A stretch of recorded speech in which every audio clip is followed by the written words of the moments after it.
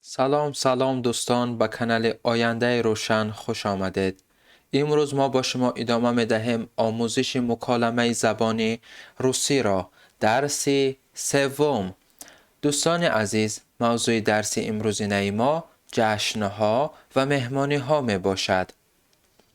دن رجدنیا، دن رجدنیا، روزی تولد. گدفشینه، گدفشینه، سالگرد ازدواج. праздник، праздник، جشن. похороны، похороны، مراسم به خاکسپاری. выпускной، выпускной، ختم کننده. свадьба، свадьба، عروسی. с новым годом، с новым годом، سال نوتان مبارک.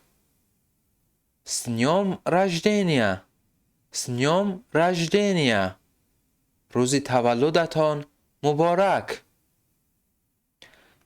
поздравляю، поздравляю، تبریک میکنم.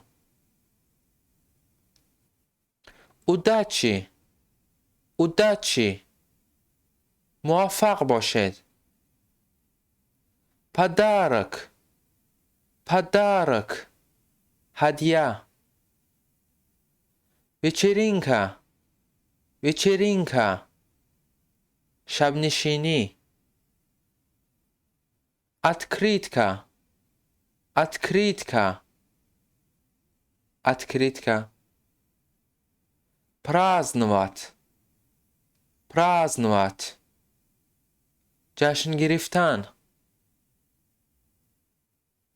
музыка، музыка، موسیقی.